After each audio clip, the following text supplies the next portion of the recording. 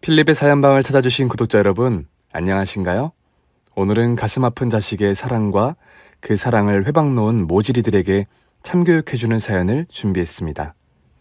엄청나게 재밌을 테니 꼭 끝까지 들어주시고 많은 감정을 느끼시길 바랍니다. 안녕하세요. 올해로 73이 된 늙은 여자입니다.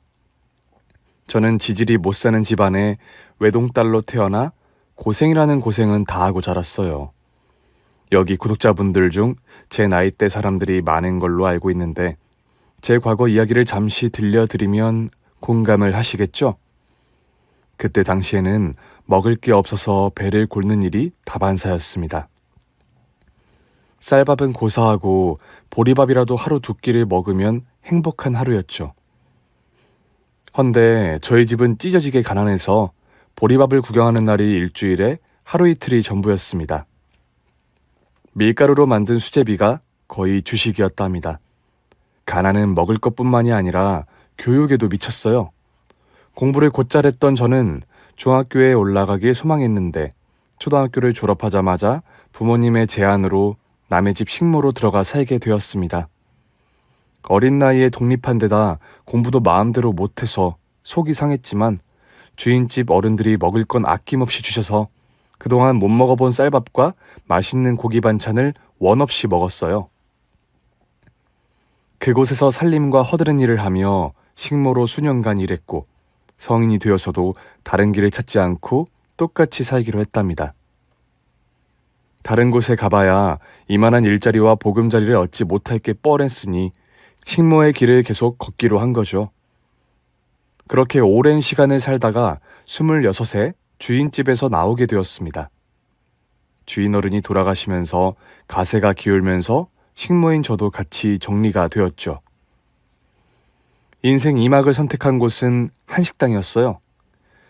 식모를 하는 동안 음식은 잘했으니 이걸로 먹고 살 길을 정한 거죠. 경력이 없어 주방 보조로 일을 시작해 3년 동안 설거지만 하다가 조리사로 승격해서 요리를 할 수 있었습니다. 메뉴는 김치찌개와 된장찌개, 그리고 여러 국밥이 있었는데 모두 제가 자신 있어 하는 것들이어서 쉽게 배우기도 했지만 나중에는 제 손을 타서 더 맛있게 탈바꿈 되었습니다. 그 덕에 사장님은 저를 주방장으로 올려주셔서 꽤 먹고 살만한 월급을 받아가며 삶을 누릴 수 있었네요. 나이 30이 되었을 때 내 집과 직업을 얻게 되었는데 다른 소원인 가정을 꾸리는 것 이루지 못했답니다. 이전까지는 가난하고 살기 바빠서 결혼 생각이 전혀 없었는데 한두 가지씩 걸림돌이 사라지니 가족이라는 원대한 꿈이 생겼어요. 그때 나이 30이면 완연한 노처녀라서 신랑감을 찾는 게 조금 어려웠습니다. 하지만 여기저기 선자리를 알아봐 달라고 말을 해놓아서 몇 달 만에 저와 같은 노총각을 만나게 되었답니다. 저보다 6살이나 많은 남자였는데 순박하고 세상 물정 모르는 사람이었어요. 연애를 하고 사랑을 해보며 결혼을 결정하면 좋을 텐데 그때는 저희 둘 다 순진해서 연애를 생략하고 결혼식도 하지 않고 혼인신고를 하고 살림을 차렸답니다. 남편은 도장을 파는 인장업을 했어요. 지금이야 사인으로 대체가 되면서 도장의 쓰임새가 적어졌지만 오래전에는 아주 훌륭하고 좋은 직업이었죠. 더불어 돈도 잘 벌어서 더할 나위가 없었답니다. 저희 부부는 하루빨리 자식을 가져보려고 노력을 다해봤지만 시간이 흘러도 깜깜무소식이었어요. 집도 버젓이 있는 데다 먹고 사는 걱정도 없어서 온 관심과 소망이 아기에 기울여져 있었죠. 하지만 제가 39이 될 때까지 하늘이 무심하게도 자식을 주시지 않아서 포기 상태가 되었답니다. 나이 40에 아이를 낳을 가능성은 현저히 적어지기 때문에 모든 기대를 버리고 남편과 둘이 단란하게 사는 것으로 만족하기로 했어요. 그렇게 기대를 버리고 마음을 비웠는데 하늘이 선물을 뒤늦게 주셨는지 곧 임신이 되었답니다. 다음 해 41살이 되었을 때 아주 힘들고 오랜 진통 끝에 예쁜 공주님을 낳았네요. 남편과 저는 이제 더 바랄 게 없고 딸과 셋이 행복하게 사는 것만 생각하기로 했죠. 갓난쟁이 딸을 돌보려고 잠시 식당 일을 쉬기로 했답니다. 그이는 자기가 벌어다주는 돈으로 충분히 생활이 가능하니 더는 식당에 나가 바쁘고 힘들게 일하지 말라고 일렀어요. 그런데 생각해보니 딸을 키우려면 제 일을 그만두는 게 100번 1000번 낫겠다는 판단이 들어서 휴가를 냈던 식당에 찾아가 아예 퇴사하겠다고 말을 전했답니다. 사장님은 아까운 인재가 떠나간다며 아쉬워하셨지만 자주 밥 먹으러 오라고 하셨고 언제든지 도울 일이 있으면 찾아오라고 하셨어요. 딸아이는 건강한 줄 알았는데 매일 기침을 심하게 해서 병원에 데려갔더니 선천적으로 천식을 가지고 태어난 데다가 몸이 아주 약하다고 했어요. 나중에 검사를 받아봐야 알겠지만 음식도 가려가며 먹어야 할 거라고 하더군요. 한 5년 동안은 딸아이 옆에서 떨어지지 않고 육아에 매달렸는데 생각한 것보다 몸이 많이 약했어요. 천식뿐만 아니라 소화 기능이 약해서 고기를 먹을 수 없었고 과일이나 말린 채소는 입에도 댈 수 없었어요. 어릴 적 저는 고기 반찬을 먹는 게 소원이었는데 딸아이는 그 소원을 평생 이룰 수 없다고 하니 가슴이 미어졌답니다. 그렇게 작은 소도시에서 살다가 딸의 미래를 위해 큰 도시로 이사가게 되었습니다. 더 큰 병원에 가서 치료받게 해주고 싶었고 넓은 세상을 보여주고 싶었으며 저와 남편이 공부에 한이 맺혔기 때문에 학원도 많이 보내주고 태권도와 피아노도 보내줄 계획이었죠. 헌데 딸아이는 그 많은 것들을 다 할 수 없었어요. 선천적으로 좋지 않은 몸은 쉽게 좋아지지 않았답니다. 플라스틱 호흡기를 주머니에 항상 넣어 다녀야 했고 어린이집 수업 시간에 갑작스러운 발작과 쇼크가 생겨서 병원에 실려가는 일이 다반사였어요. 이 모든 게 약하게 낳아준 제 탓인 것만 같아 병원에 실려간 딸아이를 보면 수도꼭지를 틀어놓은 것처럼 눈에서 눈물이 그치질 않았습니다. 효림아, 엄마가 미안하다. 이렇게 아프게 낳아줘서 정말 미안해. 엄마, 그만 울어. 내가 아픈 게 왜 엄마 탓이야? 엄마 덕분에 내가 눈을 뜨고 세상을 보고 있잖아. 엄마가 낳아주지 않았더라면 난 아무것도 보지 못했을 거야. 딸 효림이는 고사리 같은 손으로 제 뺨을 타고 흐르는 눈물을 훔쳐주었습니다. 그리곤 세상에서 가장 예쁜 미소를 보이며 사랑을 샘솟게 만들었죠. 남편과 저는 비싼 돈을 들여가며 딸을 건강하게 만들어줄 의사를 찾아다녀 봤는데 아쉽게도 완벽히 고치는 건 불가능하다는 말만 듣고 돌아왔습니다. 그래서 시선을 돌려 한의원을 드나들며 천식과 약한 장기를 낫게 해줄 한약을 수없이 많이 지어주었어요. 그러자 몸이 나아지는 게 눈으로 보이기 시작했습니다. 얼굴빛도 좋아지고 7살이 되도록 먹어보지 않은 계란 후라이를 입에 대기 시작했어요. 저와 남편은 이제 됐다. 드디어 효림이 몸이 건강해지기 시작했네. 앞으로 걱정은 하지 않아도 될 것 같아 라며 긍정의 대화를 나누며 더 행복해지는 듯 보였어요. 하지만 인생은 여러 곡선을 타는 유람선 마냥 좋은 소식이 전해진 지 얼마 지나지 않아 비극적인 일이 벌어졌습니다. 남편이 가로수 옆에서 도장집을 하고 있었는데 오후 시간에 술 취한 운전자가 도로를 벗어나 남편의 가게를 통째로 집어삼켜버리는 큰 사고가 났답니다. 도장집 안에는 남편이 일을 하고 있었는데 영문도 모르고 바로 세상을 떠나버렸죠. 그이의 황망한 죽음에 정신줄을 놓고 말아버린 저는 장례를 치르는 중 혼절하는 바람에 병원으로 실려갔네요. 음주운전 사고자는 바로 구속이 되어버렸지만 하루아침에 애아빠를 잃은 제 심정은 그것으로 안정을 취할 수 없었습니다. 딸아이가 도리어 정신 차리지 못하는 저를 위로해 주더라고요. 여하튼 갑작스러운 남편의 죽음에 저희 모녀는 남편이 없는 미망인으로 아빠가 없는 자식이 되어 살게 되었습니다. 속이 썩어가고 있지만 제가 가만히 있으면 딸아이 병원비와 학원비 같은 비용을 충당할 수가 없으니 생계를 위해 다시 일을 시작해야만 했답니다. 저는 제가 가장 잘할 수 있는 식당 일을 택했어요. 이번에는 한식 뷔페에 일자리를 얻어 조리사로 일하게 되었죠. 다행히 딸아이가 유치원에 가 있는 시간에만 일하게 되어 돌봐가며 엄마로선 최선을 다했습니다. 한의원에 꾸준히 찾아가 비싼 약재로 약을 다렸고 소아과에서 주는 약도 잘 챙겨 먹였는데 딸아이 몸 상태는 아주 조금 좋아졌을 뿐 큰 변화는 보이지 않았습니다. 학교에 들어가서도 몸이 아픈 날이 많아서 제가 자주 데리러 교실 안을 드나들었어요. 매일 아픈 자식을 보면 정말 가슴이 미어져서 숨이 잘 쉬어지지 않는답니다. 이런 아픔을 감내하며 딸아이를 열심히 그리고 최선을 다해 키웠고 어느새 성인이 되어 대학교에 가게 되었어요. 아픈 와중에도 공부를 놓지 않아서 제가 하고 싶었던 일을 대신 해내주었죠. 딸아이는 평소 책을 좋아하고 글 쓰는 걸 좋아하는 녀석이어서 국어 국문학을 전공으로 선택했습니다. 나중에 꿈이 선생님이 되는 거라 하더라고요. 몸만 건강하면 더 바랄 것도 원하는 것도 없을 텐데 다 큰 딸내미는 여전히 몸이 건강하지 않고 여리여리했답니다. 그래도 자기의 꿈인 선생님이 되려고 대학을 다니면서 임용고시를 준비하더군요. 남들처럼 악착같이 공부할 체력은 없었지만 틈틈이 시간을 허투루 쓰지 않고 노력했죠. 그래서 대학을 졸업하고 이듬해 시험에 합격해서 선생님 자격을 얻게 되었어요.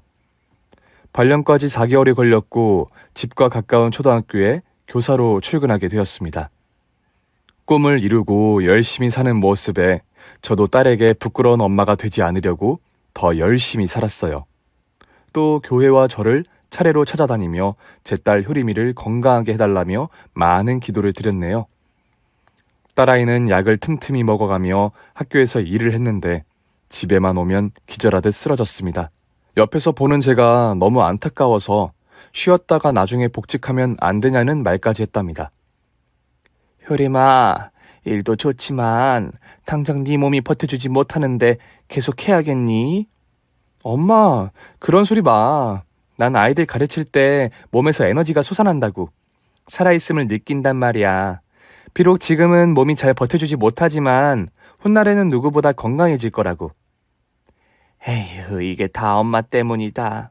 널 건강하게 낳아주지 못해서 천추의 한이란 말이야. 엄마, 그 말 좀 그만해. 내가 죽을 병에 걸린 것도 아닌데 뭐가 그렇게 미안하다는 거야. 존재해준 것만으로도 감사하니까 제발 좀 그만 울고 그만 미안해해. 부탁이야, 엄마. 저는 안 그러려고 해봤지만 지쳐있거나 아픈 걸 참고 있는 딸아이를 보면 눈물이 제멋대로 쏟아져 나왔습니다. 딸 효림이는 그런 저를 다독여주고 괜찮다고 위로해주는 어른처럼 행동해 주었고요.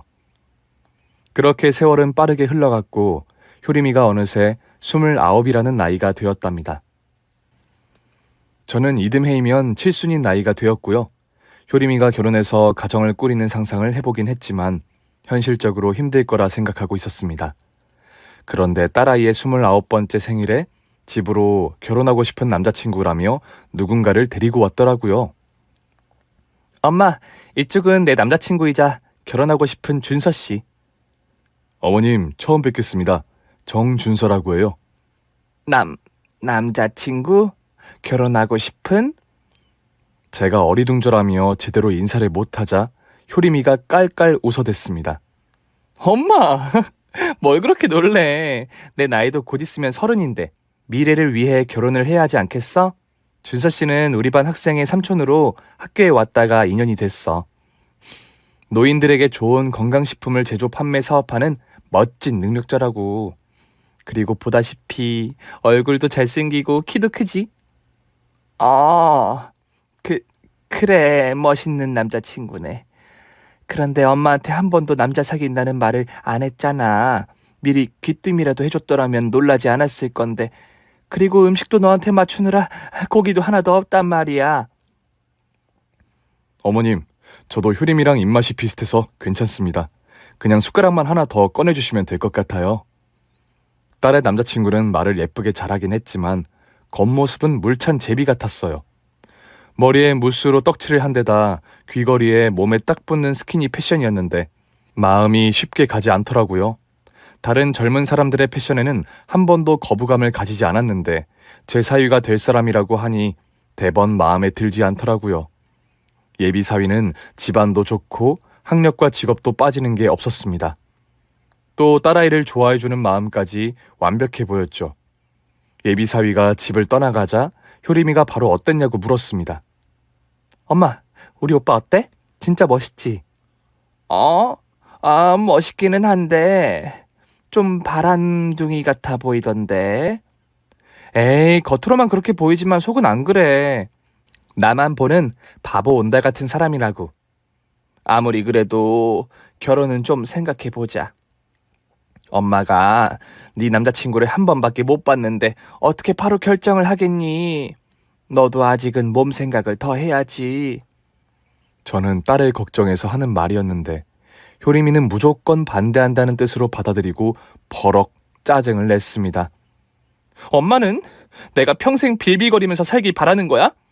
내가 뭐만 하면 몸을 생각하라는데 여기서 더 좋아질 일은 없다고. 엄마가 자주 하는 말 알지? 건강하게 낳아주지 못했다는 말. 누가 나를 이렇게 낳으랬어? 그래서 평생 결혼도 못하고 지질이 궁상으로 엄마 품 안에서 살면 좋겠어? 효림아, 엄마 말은 그냥 더 두고 보자는 거였어. 흥분하지 마. 두고 보자, 기다려 보자는 말 좀 그만하면 안 돼? 그리고 난 엄마 없이 결정 하나 못 내려? 난 무조건 오빠랑 결혼할 거니까 반대할 거면 날 보지 않을 각오해. 효림아, 왜 이렇게 잔인하게 말하니? 네가 엄마한테 전부인 걸 모르는 거야? 내가 엄마의 전부인지 엄마의 소모품인지 모르겠어. 엄마가 날 어떻게 키웠는지 잘 알아. 늘 고맙게 생각하고 있지만 계속 엄마 치마폭 안에 살게 하지 말아줘. 딸의 이야기를 들어보니 제가 그동안 사랑이 아닌 집착을 했나 싶어서 회상을 해봤더니 효림이 입장에선 숨통이 조일 수도 있었겠다고 느껴지더라고요. 그래서 딸이 원하는 대로 살게 해줘야겠다 싶어서 물찬 제비와 결혼하라고 일러주었네요. 딸아이는 제가 반대를 해도 결혼했을 거라며 제 마음을 아프게 했는데 마치 사춘기 소녀 같았답니다. 어쨌든 결혼을 허락하고 얼마 뒤 상견례를 하게 되었어요. 사돈 내외는 크게 식당을 하고 있었고 돈이 아주 많다고 했습니다.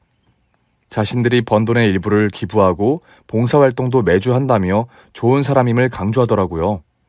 그런데 제 눈에는 곱게 보이지 않았습니다. 사돈, 우리 집하고 사돈 맺으면 인생 역전을 하시는 거예요. 돈 잘 벌지, 남 많이 돕지, 유명 인사들과 친하지. 하여튼 우리랑 가족이 되면 앞으로 인생 살아가는데 큰 걱정할 게 없다니까요. 그러니까 어려운 일 있으면 언제든 연락하세요. 아, 네. 좋은 일을 많이 하셔서 인맥도 좋으시군요. 또 식당을 크게 하셔서 성공하셨다더니 재력도 남다르신가 봅니다. 그런데 저는 제 딸 효림이만 잘 대해주고 아껴주셨으면 해요. 그건 걱정하지 마세요. 얘들 신혼집에 가정부랑 운전기사 붙여줄 거니까 평생 고생이라는 건 모르고 살 겁니다. 효림이 몸 아픈 것도 저희가 다 낫게 해줄 테니 걱정을 내려두세요. 좋은 말을 들으면서도 뭔가 꺼림칙하고 찝찝했습니다. 그래도 효림이가 사위의 얼굴만 보면 웃음꽃이 절로 피어나니 마음을 열고 결혼시켰답니다. 딸아이는 결혼과 동시에 학교를 옮기게 되었고 옮겨진 학교 근처에 신혼집을 마련했습니다. 제가 사는 곳에서 버스로 2시간 반이 걸리는 곳이었어요. 같은 서울인데도 끝과 끝이어서 자주 만나는 게 어려웠답니다. 그래도 매일 전화통화를 하고 카톡을 주고받아서 안심하며 지낼 수 있었죠. 효림이와 사위는 신혼 재미가 좋아졌는지 한 달에 한 번 정도 만났네요. 그때마다 딸아이의 얼굴은 더욱 밝아지고 예뻐져서 많은 생각이 들었어요. 남편을 만나 행복해 보이는 것도 있었는데 저와 지냈을 때 많이 참고 지내는 것 같다는 느낌이었답니다. 제가 딸아이를 진심으로 아낀 게 아니라 소유하려고 했던 게 맞는 말인 것 같아 자책감과 미안함이 들었네요.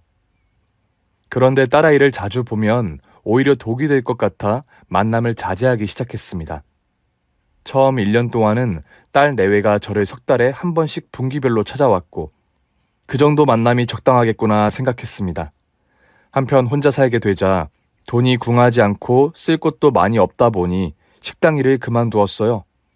나이가 70이고 몸이 많이 망가져서 집에서 쉬면서 산책과 나들이를 하며 노후를 보내기로 했죠.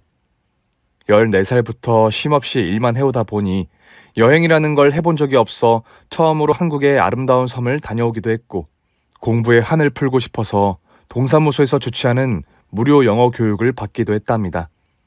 그렇게 딸과 떨어져서 제 인생을 조금 여유롭게 지내봤는데 자식이 보고 싶은 건 참을 수 없더라고요. 어딜 여행하든 무엇을 하든지 간에 딸아이가 먼저 떠오르곤 했답니다. 가끔 통화를 하며 아주 잘 지내고 있다는 소식만 듣고 있었죠. 그러다 효림이를 넉 달 동안 만나지 못하자 눈에서 가시가 돋았는지 몸서리치게 보고 싶었습니다.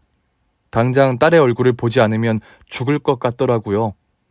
엄마의 본능으로 무작정 딸의 집을 찾아갔답니다.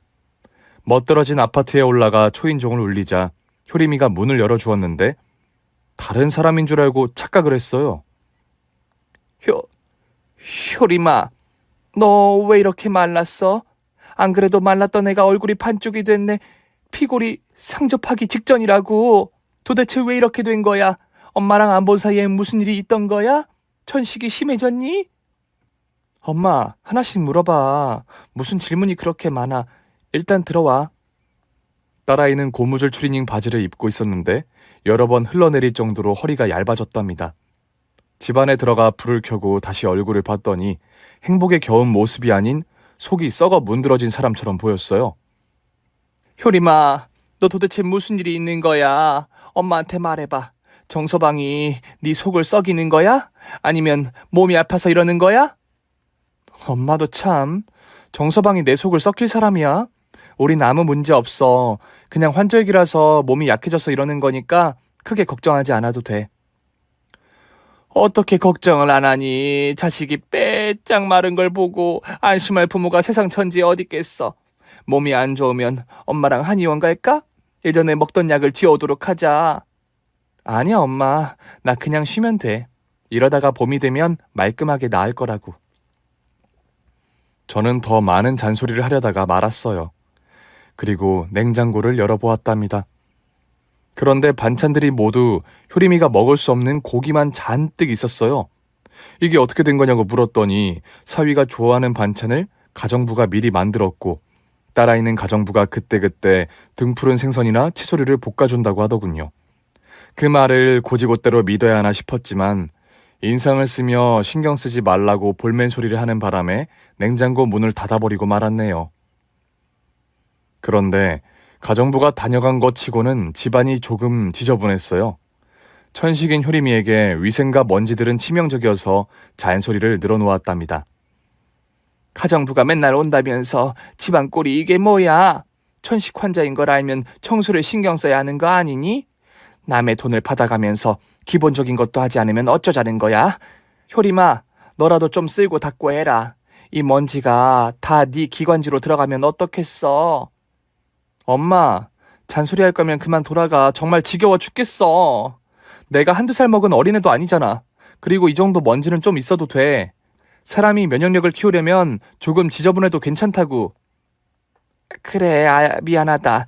엄마가 괜히 와서 널 괴롭혀서 정말 미안하다. 됐니? 엄마, 안 되겠어. 여기서 계속 같이 있다간 내가 화를 낼 것 같으니까 그만 집에 가. 오랜만에 만난 엄마를 그냥 쫓아내겠다고? 너 정말 너무한다. 엄마 섭섭해. 서운한 기색을 비추고 청소를 시작했는데 딸아이가 핸드폰을 집어 던지더군요.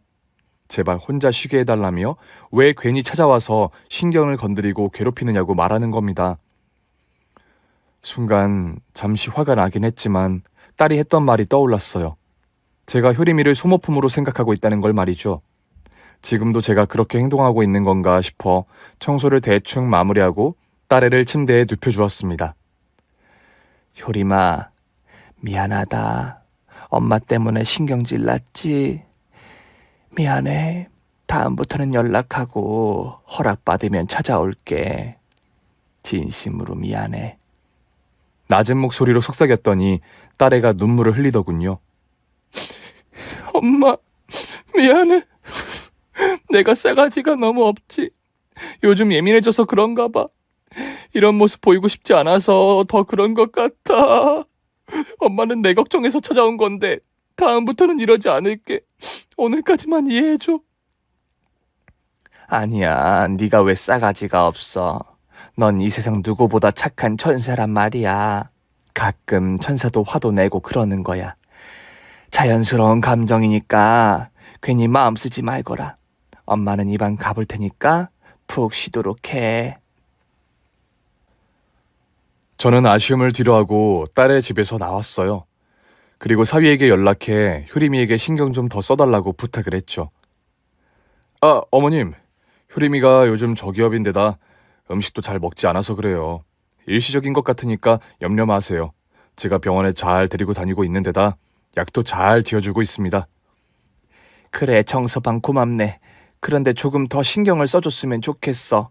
효림이가 몸만 컸지 보살핌이 필요한 아이거든. 그건 자네도 알지? 그럼요. 저도 효림이가 말라가는 게 너무 가슴 아프다고요. 앞으로 2배, 3배 더 신경 쓰도록 하겠습니다. 다행히 사위와는 별 문제가 없는 것 같아 안심하고 돌아갔어요.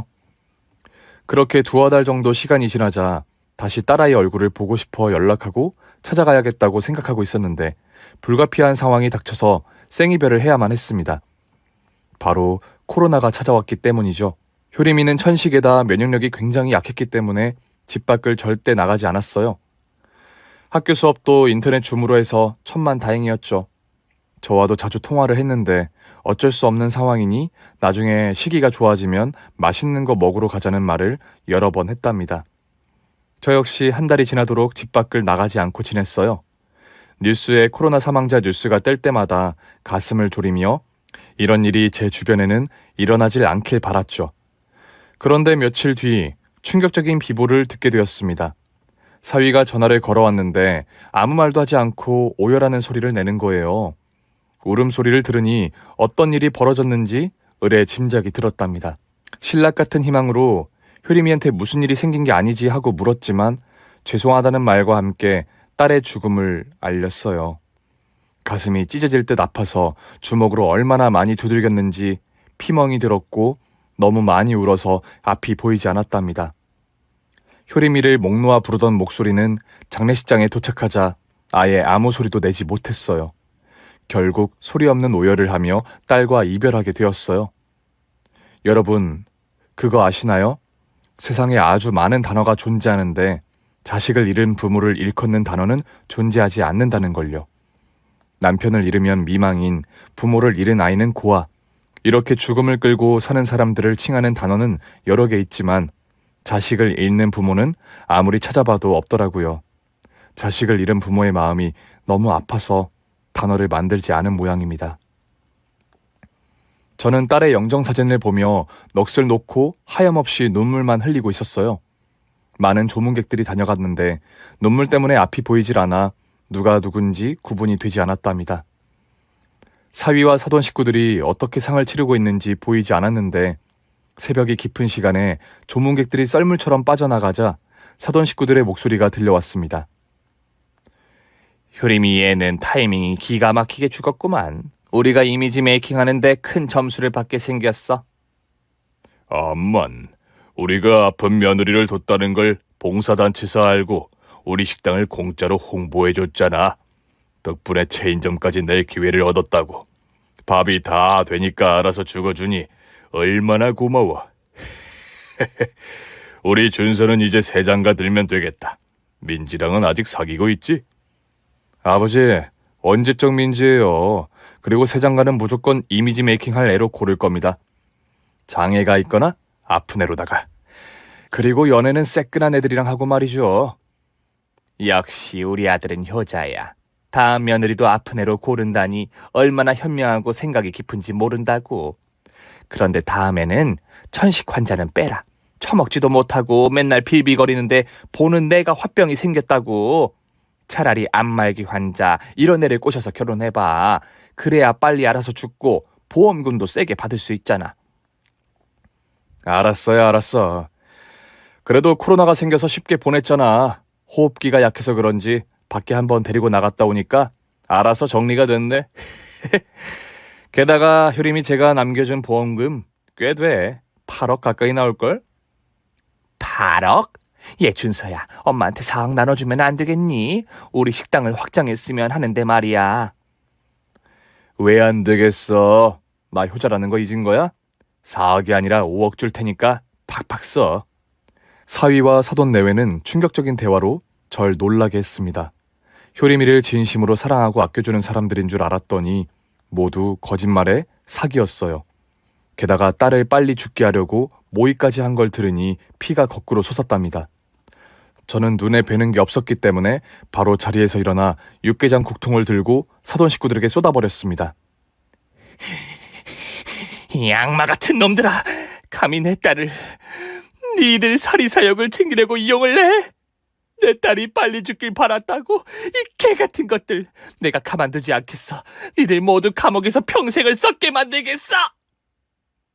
아니 어머님 왜 이러세요? 우리가 뭘 어쨌다고 감옥에 보내내 만에 하시는 거냐고요? 막말로 코로나로 죽었지 우리가 죽게 만든 게 아니잖아요. 에이 씨발, 비싼 옷 다 버렸네. 국졸이라더니 하는 짓이 영락없이 무식하구나. 이봐요 사돈, 아니 노친네야. 우리 집안과 잠시 사돈 맺었으면 영광인 줄 알아야지 어디서 지랄이야. 너희들이 하는 말 다 들었어. 이걸로 신고해서 가만두지 않을 거야. 신고해봐. 과연 그깟 말 몇 마디로 우리 감옥에 보낼 수 있을까? 그리고 노친네 당신 딸은 지가 코로나에 걸려 사망한 년이라고. 우린 아무런 혐의가 없어. 오케이? 제 경고에도 아랑곳하지 않고 막말을 내뱉는 새 짐승에게 빗자루로 매질을 실컷 했습니다. 본능적으로 일어난 일이라 제 감정을 컨트롤하지 못했죠.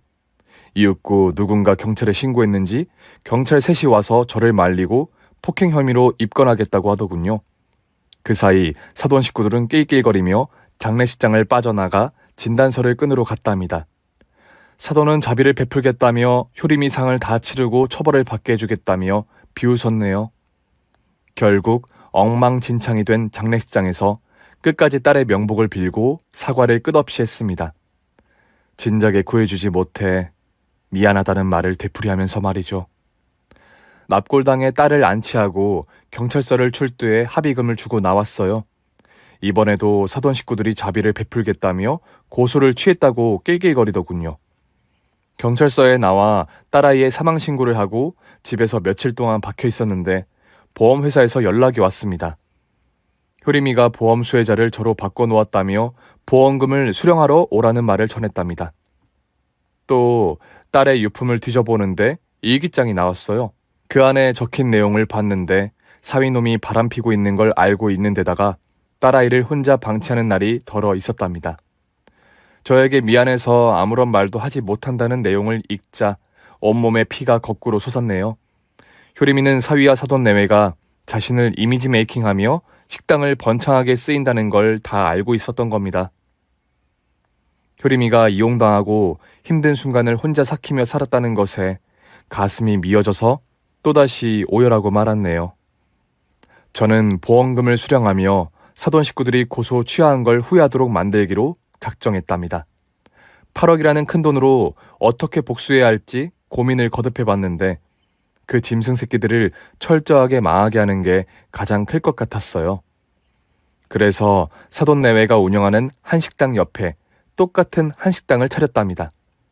인테리어 공사가 끝나고 오픈을 하게 되자 바로 옆집에 한식당을 차린 사람이 누군지 확인하러 안사돈이 찾아왔어요. 어머, 우리 가게 옆집에 자신있게 똑같은 한식집을 차린 게 누군가 했더니 바로 할망구였네. 딸내미가 남겨준 보험금을 탈탈 털어서 복수라도 하려고 온 건가? 이 할망구 꿈도 야무지네. 그래, 이 오살하려나. 내가 니들을 지옥행열차에 태우려고 작정했어. 내가 시궁창 맛이 어떤지 제대로 보여줄게. 기대해봐. 아이고 불쌍해라. 어디서 드라마를 보고 따라하나 본데 우리 가게는 보통 가게가 아니야. 서민, 부자, 정계, 연예계 할 거 없이 손님들이 하도 많아서 365일 자리 없는 곳이라고. 그런데 할망구 당신 따위가 우리 식당을 이겨먹겠다고 가게를 차려? 진짜 소설을 쓰고 자빠졌다.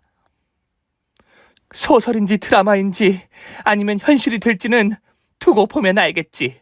한 맺힌 어미의 피눈물이 얼마나 위험한지 제대로 보여줄게. 그러자 안사돈은 박장대소를 하며 자기 가게로 돌아갔답니다.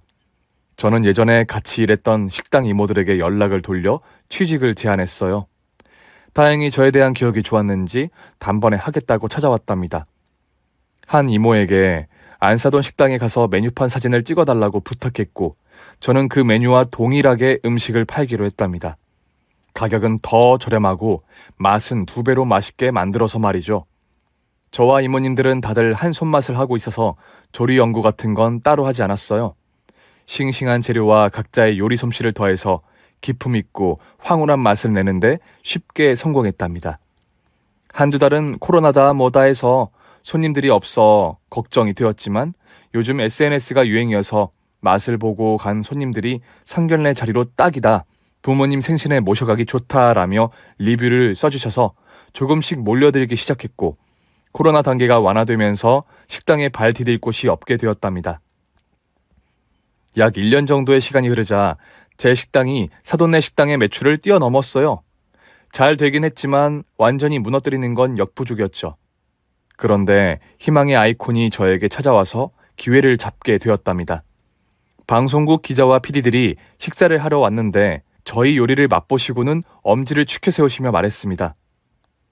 와, 여기 진짜 맛집 많네요. 사장님, 이거 진짜 한우 맞죠? 그야 당연하지요. 요즘 그런 거 거짓말하는 식당이 있을까요? 네, 있어요. 그것도 여러 군데 있더라고요. 바로 옆집 한식당도 제보가 들어왔는걸요. 고기랑 해산물 납품하는 사람이 양심 고백을 했다가 번복하기는 했지만요. 그 말을 듣자 제 복수의 절정이 오리라는 걸 실감했습니다. 저는 기자에게 옆집 취재를 포기하는 거냐고 물었는데 절대 아니라며 열심히 자료를 수집하고 있다고 대답했습니다. 그래서 전 도울 일이 있으면 무엇이든 하겠다며 기자의 명함을 받게 되었고 사돈 가게의 상황을 알려달라고 했어요. 하지만 뚜렷한 증인이 없어서 갈피를 잡고 있지 못하는 데다가 국산과 미, 중국산을 교묘하게 섞어 팔아서 아무도 눈치를 채지 못하는 것 같다고만 하더라고요. 그래서 전 불법적인 행동을 하기로 결심했습니다. 기자님, 그 왜 진술하려다가 번복했다는 납품업자 있잖아요. 연락처 좀 알려주시면 안 될까요? 그 사람은 왜요? 우리가 아무리 설득해도 넘어오지 않아요. 돈으로 발라놨는지 자기가 헛소리를 짓거렸다고 주장한다니까요. 제가 한번 만나보려고요. 저한테 무기가 하나 있는데 써먹어 볼 테니까 일단 전화번호만 알려주세요. 그래서 납품업자의 전화번호를 알게 되었고 바로 거래를 하자며 제 가게로 불러들였습니다. 사돈네 들어가는 고기와 해물, 채소까지 모두 계약하겠다고 했더니 한박 웃음을 지으며 기뻐하더군요. 진짜 옆 가게에 2배로 거래하겠다고요? 아, 저야 황송하고 영광이죠. 제가 더 저렴하게 드릴게요. 아니요, 한 푼도 깎지 마세요. 다 드릴 테니까. 옆 가게와 거래 끊으시고 기자님한테 진술해 주세요. 중국산과 미국산을 섞어서 판다는 걸 말이죠.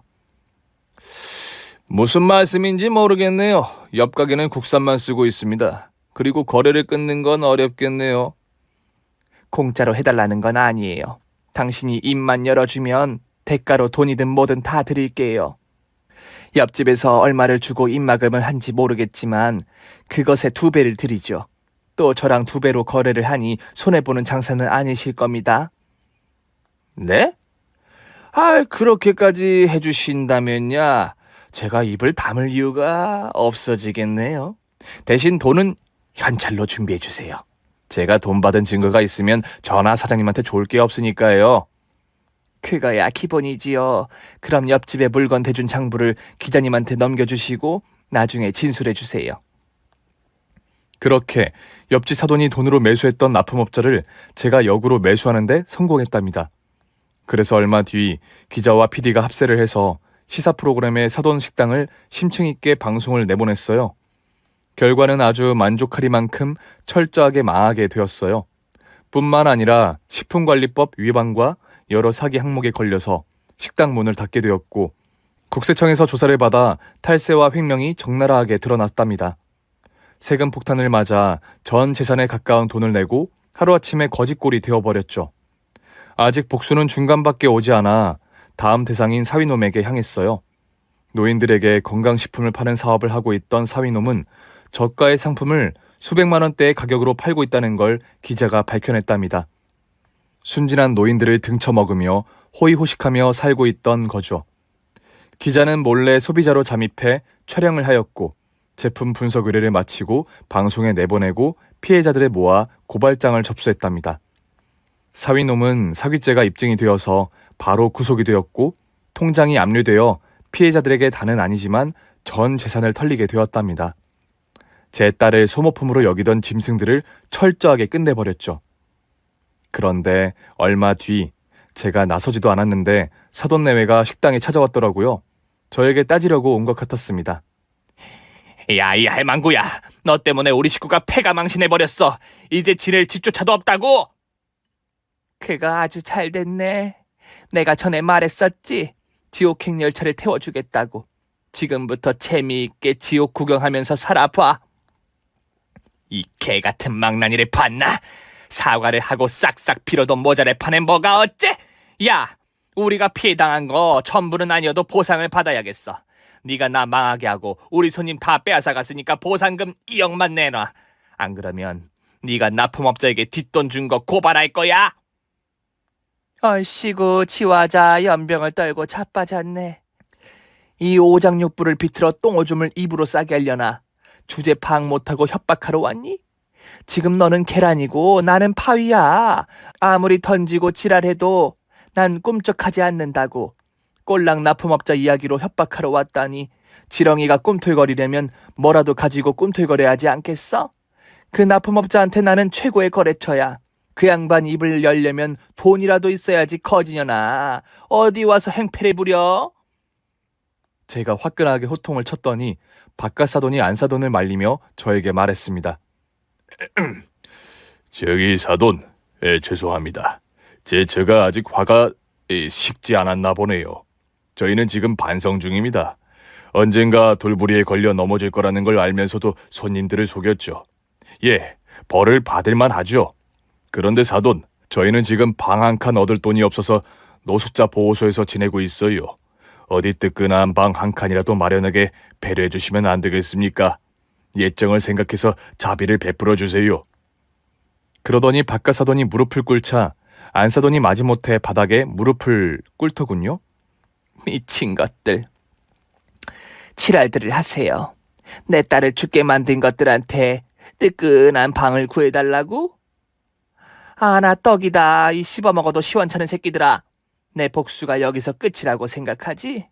그런데 아직 끝이 아니야. 니들이 범죄에 연루돼서 당장 기초수급비가 안 나오지? 내가 공짜 돈은 절대 받지 못하게 만들 거야. 향후에 기초수급비를 신청하면 내가 신청에 민원을 넣을 거라고. 그것도 아주 많은 사람들과 같이 말이야. 굶겨서 돼지게 해줄 테니까 각오 단단히 하라고.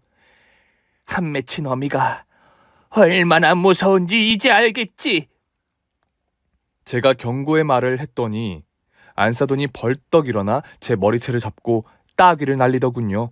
그래서 저는 두 주먹으로 안사돈의 얼굴과 배, 가슴을 찜질해 주었고 발로 실컷 두들겨 패주었습니다. 저를 말리는 바깥사돈의 면상까지 시원하게 어퍼컷으로 마무리해 주었죠. 이윽고 제가 말도 하지 않았는데 같이 일해주는 이모가 굵은 소금을 들고 나와 두 년놈들에게 세차게 뿌렸네요. 이후에도 저는 사람을 써서 사돈 식구들이 어떻게 지내는지 알아보며 지냈습니다. 잘 사는 꼴은 절대 볼 수 없었으니 어떻게든 더 깊은 시궁창으로 떨어지게 만들어야 했죠. 하루는 두 년놈이 폐지를 줍고 있었는데 제가 고용한 사람이 그걸 가지고 달아나게 했고 다른 노인에게 건네주도록 했답니다. 이런 식으로 모가지를 계속 비틀었더니 얼마 뒤 두 년놈이 길바닥에서 한날 한시에 객사하고 말았어요. 그리고 얼마 뒤에는 사위놈이 교도소에서 철봉에 매달려 운동을 하다가 바닥에 떨어졌답니다. 목뼈가 부러지면서 전신마비로 평생 누워서 지내게 되었다네요. 혼자 똥오줌을 가리지 못한 채 말이죠. 그때 제가 기분이 너무 좋아서 딸아이가 있는 납골당에 가서 편히 눈 감으라고 말해 주었습니다. 저는 복수를 하고 성공한 삶을 살고 있지만 아직 가슴에 묻은 딸아이 때문에 하루도 슬프지 않은 날이 없어요. 제가 세상을 떠날 때까지 안고 가야겠죠? 에휴, 저의 가슴 아픈 사연과 분노와 복수의 이야기는 여기서 끝을 내야겠네요. 앞으로 좋은 일 많이 하며 살아가겠습니다. 훗날 천국에서 딸아이를 웃으며 만나고 싶네요. 오늘의 사연은 가슴이 아프기도 하고 통쾌한 복수극까지 함께 있네요. 이런 사연을 읽을 때마다 느껴지는 거지만 세상의 모든 어머니를 존경합니다. 그리고 사연자님이 죄책감이 있으신 것 같은데 당신께 잘못이 없다는 걸 꼭 알려드리고 싶네요. 구독자 여러분이 댓글로 힘을 주시면 좋겠어요. 그럼 저는 다음 시간에 찾아오도록 하겠습니다. 모두 감사하고 사랑합니다.